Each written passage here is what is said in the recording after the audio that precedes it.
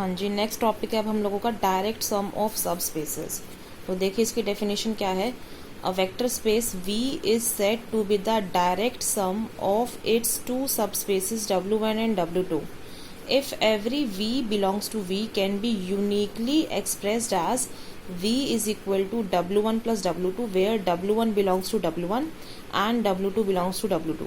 वो क्या बोल रहा है, किसी भी वेक्टर स्पेस V को आप कब कह सकते हैं कि वो डायरेक्ट सम में लिखा जा सकता है उसके दो सब स्पेसेस W1 एंड W2 की हेल्प से, व्हेन मैं कोई भी एलिमेंट V उठाऊं वेक्टर स्पेस V में से, तो वो जो V एलिमेंट है वो कैसे टूट जाए, W1 प्लस W2 की हेल्प से लिखा जा सके। मतलब कि वेयर W1 कहाँ से हो, सबस्पेस W1 से, और W2 कहाँ से हो, सबस्पेस W2 से हो। और ये जो एक्सप्रेशन है ऐसा, वो हर बार कैसा आए, यूनिकली लिखा जाए। ठीक है, कि हर V के लिए सिर्फ क्या मिले, एक ही W1 मिले W1 से और एक ही W2 मिले W2 से, such that W1 plus W2 करके क्या आए, V आए।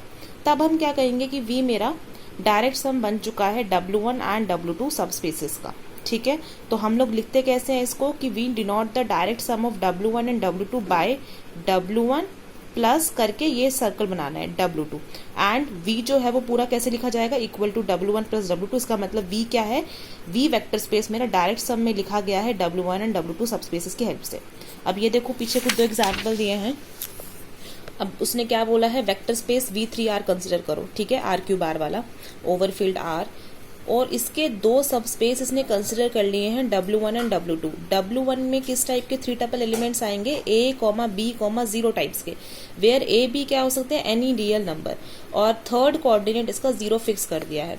सिमिलरली W2 क्या लिया है, 3 टपल एलिमेंट जिसमें फर्स्ट कोऑर्डिनेट पक्का 0 होना चाहिए, सेकंड भी 0, थर्ड एलिमेंट जो C है वो रियल नंबर से है, कुछ भी हो सकता है। ठीक है, तो ये दोनों W1 W2 डेफिनेटली V3 के सबस्पेस बनते हैं, आप चेक कर सकते हैं। अब मुझे शो करना है कि क्या जो मेरा V है यहाँ पे, ये इन दोनों के डायरेक्ट सम में लिखा जा सकता है या नहीं लिखा जा सकता है। अब देखिए इसके लिए मुझे करना क्या था, कोई भी एक जर्नल एलिमेंट उठाऊंगी V में से। यहाँ पे V का काम कौन कर रहा है, V3R, तो ABC एलिमेंट जर्नल मैंने V3 से उठाया है। तो क्या मैं इस एलिमेंट ABC को ऐसे नहीं तोड़ सकती, A, B, 0 प्लस 0, 0, C, क्योंकि ऐड करने पे A plus 0, B plus 0, C plus 0 यही आ जाएगा ना ABC। और मैं इसको कैसे तोड़ पा रही हूँ, अब आप नोटिस करेंगे ये जो पहला एलिमेंट है, ये पहला एलिमेंट किस टाइप का है, पहले दो कोई भी रियल नंबर, तीसरा फिक्स 0, तो वो W1 में पक्का बैठा है ना ये वाला एलिमेंट।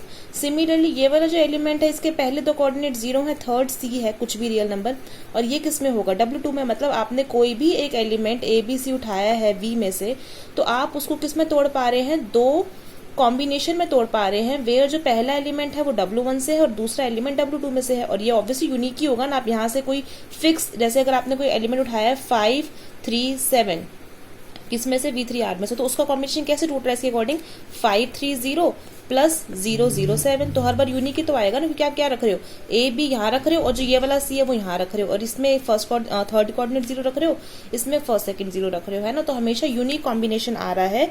तो इसका मतलब यहाँ पे जो V है ये इन दोनों के डायरेक्ट सम में लिखा जा सकता है, क्योंकि हर एलिमेंट एक तो इन दोनों की हेल्प से टूट रहा है और यूनिकली टूट रहा है। ठीक है, फिर उसने एक एग्जाम्पल देखो ये लेके चला है। अगर उसने W1 सबस्पेस कह रहा है कि देखो इसमें 3 टपल एलिमेंट है A, B, 0 टाइप की, मतलब पहले दो तो कुछ भी रियल नंबर है और तीसरा हमेशा 0 होना चाहिए।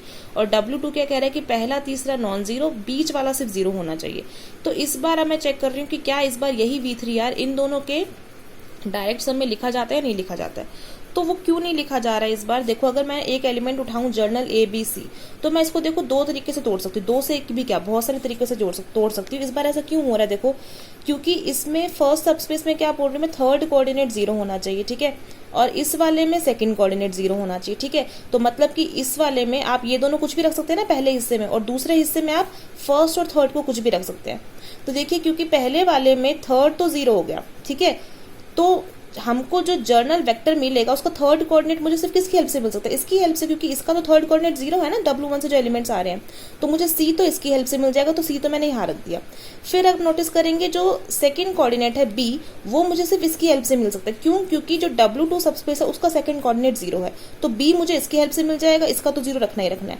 फिर जो बात करूंगी फर्स्ट की, तो फर्स्ट कोऑर्डिनेट इसका भी नॉन 0 है, इसका भी नॉन 0 है, तो उसको तो मैं कितने भी तरीके से तोड़ सकती हूँ ना। इसमें इसने कैसे तोड़ा, जैसे यहाँ a/2 और यहाँ a/2 रख दिया, क्योंकि a/2 प्लस a/2 करोगे a तो मिलेगा ना, तो एक तो तोड़ दिया इसने इस टाइप से, वेयर ये एलिमेंट किस में से लिया है इसने W1 से, और ये किस में लिया है W2 में से। मतलब कोई भी जर्नल एलिमेंट ABC V3 में से उठा रहे हो तो आप एक तो इसने कॉम्बिनेशन कैसे दिखा दिया है W1 प्लस W2 का इस टाइप का, वेयर W1 एलिमेंट ये इस W1 से लिया और ये एलिमेंट इसने यहाँ से लिया है। एक और भी तोड़ सकते हैं वैसे ही। अब देखो आप लोग इसमें तो समझ ही गए कि यहाँ पर आप लोग B क्या रखेंगे यहाँ पे और C रखेंगे यहाँ पे, क्योंकि इसका ये कोऑर्डिनेट 0 लेना है और W2 में से सेकंड वाला 0। अब इस A को और इसने किस तरीके से तोड़ दिया, a/4 और 3a/4, क्योंकि अभी भी ऐड करके क्या बनेगा, A ही मिलेगा ना। 3a/4 प्लस 3a/4 क्या हो जाएगा आपका, A हो जाएगा, कॉमा B कॉमा C, तो ये एलिमेंट मिल जाएगा। एक और कॉम्बिनेशन मैं कर सकती हूँ वैसे इसका, ABC is equal to a/3 comma B comma 0 plus 2a/3 comma 0 comma C, where ये एलिमेंट किस में से है, ऑब्वियसली W2 में जाएगा, क्योंकि W2 सिर्फ क्या कहता है कि बीच वाला कोऑर्डिनेट 0 होना चाहिए, और ये एलिमेंट कहाँ से लिया मैंने, W1 में से, क्योंकि इसका थर्ड कोऑर्डिनेट 0 है, और ऐड करने पे मुझे क्या मिल रहा है, वापस से ABC मिल रहा है। मतलब इस बार आप V3 के कोई भी एलिमेंट ले रहे हो तो उसका कॉम्बिनेशन जो है W1 और W2 की हेल्प से वो यूनिक नहीं आ रहा है, बहुत सारे बन रहे हैं। तो इस बार मैं क्या बोलूंगी कि V3 जो है W1 और W2 का डायरेक्ट सब नहीं है इस वाले एग्जाम्पल में। ठीक है, तो इन दोनों एग्जाम्पल को ढंग से रीड करना अच्छे से। नेक्स्ट देखो, अब हम बात कर रहे हैं डिसजॉइंट सबस्पेसेस की। तो ये डेफिनेशन क्या बोलती है कि अगर कोई V वेक्टर स्पेस है ओवर फील्ड F, देन इसके जो दो सबस्पेसेस हैं W1 and W2 of V are set to be disjoint. तो किन्हीं भी दो सबस्पेसेस को W1 and W2 of V, उनको कब आप बोलेंगे वो डिसजॉइंट है, कि अगर उनका इंटरसेक्शन लिया जाए तो सिर्फ आपको क्या मिले, 0 एलिमेंट मिले, मतलब 0 सबस्पेस मिले। मतलब किन्हीं भी दो सबस्पेस में अगर सिर्फ जो कॉमन एलिमेंट है इंटरसेक्शन उनका सिर्फ क्या आ रहा है, 0 आ रहा है। ठीक है, तो अब आप क्या बोलेंगे कि वो दोनों सबस्पेस कैसे हैं, डिसजॉइंट।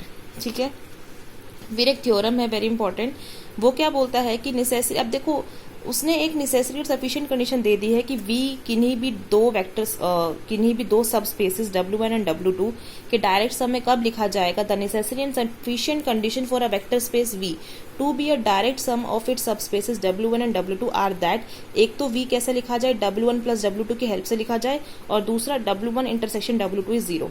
तो पहले तो देखो डेफिनेशन क्या थी V की, W1 और W2 के डायरेक्ट सम में लिखे जाने की, कि एक तो जो V है ना, मतलब V का कोई भी एलिमेंट लोगे तो वो W1 प्लस W2 से लिखा जाए, है ना, वेयर W1 कहाँ से हो, बिग W1 में से, और W2 बिग W2 में से, और ये यूनिक एक्सप्रेशन हो।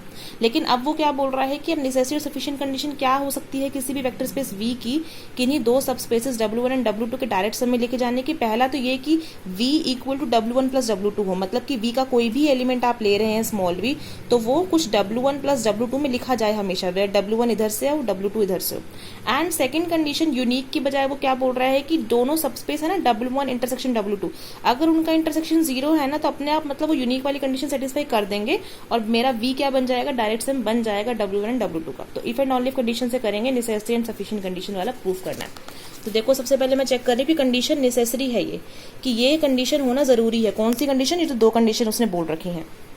तो मान लिया कि V is equal to W1 plus W2, मतलब मैंने मान लिया है कि V इन दोनों के डायरेक्ट सम में लिखा गया है।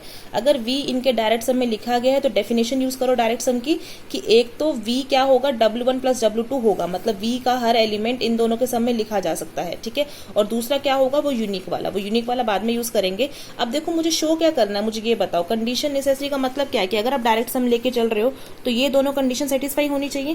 पहली कंडीशन तो सेटिस्फाई हो ही गई है डेफिनेशन की हेल्प से, क्योंकि अगर V इन दोनों का डायरेक्ट सम है तो पहली कंडीशन तो यही थी ना कि V का हर एलिमेंट, मतलब V क्या लिखा जाए, इन दोनों के एलिमेंट के सम के बेसिस पे लिखा जाए, V equal to W1 plus W2, है ना। For every V belongs to V there exist W1 belongs to W1 and W2 belongs to W2 such that V is equal to W1 plus W2। और क्योंकि आप ये हर element के लिए लिख पा रहे हो तो इसलिए आप इसको ऐसे भी लिख सकते हैं कि big V is equal to W1 plus W2। तो पहली कंडीशन तो हो ही गई सेटिस्फाई बाय डेफिनेशन। अब दूसरी कंडीशन मुझे क्या शो करनी है, कि W1 और W2 सबस्पेस का इंटरसेक्शन 0 दिखाना है।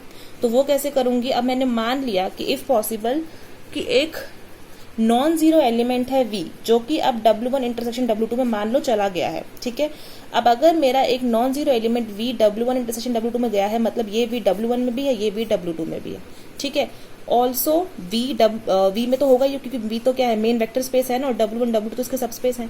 ठीक है, एंड 2 गिव्स, तो 2 की कंडीशन की हेल्प से ये जो V एलिमेंट है जो कि v का है, इसको मैं देखो दो तरीके से लिख पाऊंगी। एक तो मैं इसको क्या लिख सकती हूँ, v is equal to 0 plus v, where 0 क्या है मेरी W1 की आइडेंटिटी ले ली है, और v मैंने किसको बोल दिया अभी एलिमेंट W2 का, क्योंकि v तो दोनों में चला गया ना W1 और W2 में।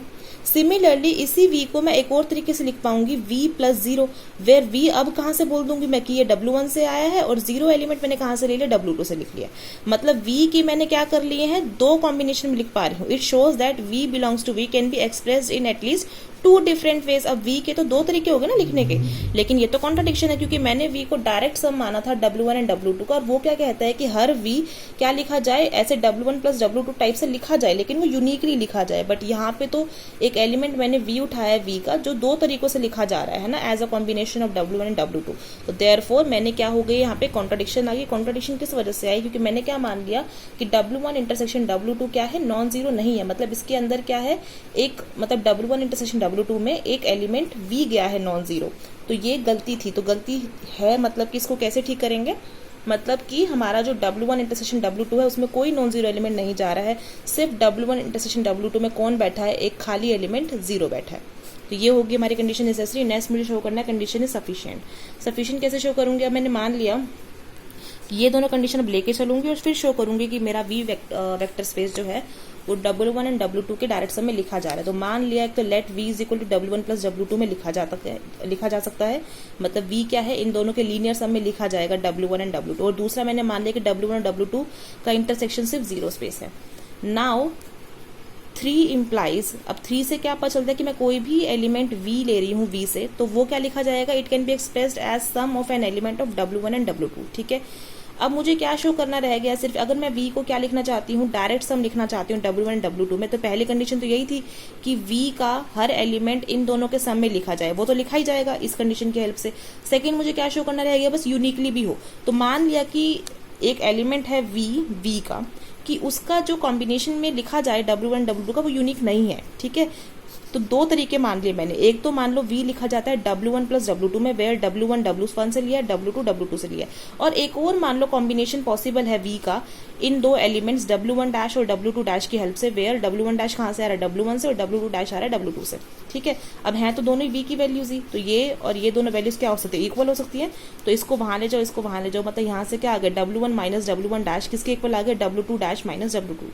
अब क्योंकि देखो W1 सबस्पेस है, W1 एलिमेंट भी कहाँ से है, W1 से, W1 डैश भी W1 से, तो इन दोनों का जो डिफरेंस करके एलिमेंट आएगा वो भी किस में जाएगा, W1 में। सिमिलरली W2 और W2 डैश दोनों एलिमेंट W2 से हैं, तो W2 डैश माइनस W2 भी किस में जाएगा, W2 में। ठीक है, तो हुआ क्या है, अब ये दोनों एलिमेंट तो आपस में बराबर हैं। ठीक है, जिसमें एक एलिमेंट W1 में चला गया, एक एलिमेंट W2 में चला गया, मतलब ये दोनों एलिमेंट आपस में तो बराबर ही थे ना। ये दोनों एलिमेंट किस में चले गए हैं, W1 और W2 के इंटरसेक्शन में चले गए हैं ना दोनों एलिमेंट्स, है ना।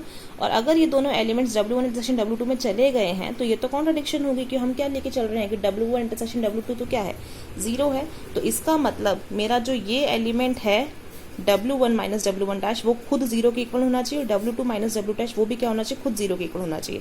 और यहाँ से क्या आ रहा है, W1 equal to W1 dash, W2 equal to W2 dash. और अगर ऐसा हो गया, मतलब v का क्या लिखा जा रहा है, सिर्फ एक ही तो एक्सप्रेशन हुआ, यूनिकली ही लिखा जा रहा है। इसका मतलब v क्या हो गया है, direct sum of W1 and W2, अगर वो ये दो कंडीशन को सेटिस्फाई करता है। ठीक है, तो इसी के साथ ये थ्योरम इंपॉर्टेंट भी करके देख लेना, यहाँ तक करके रखना, फिर आगे हम इसकी एक्सरसाइज करेंगे।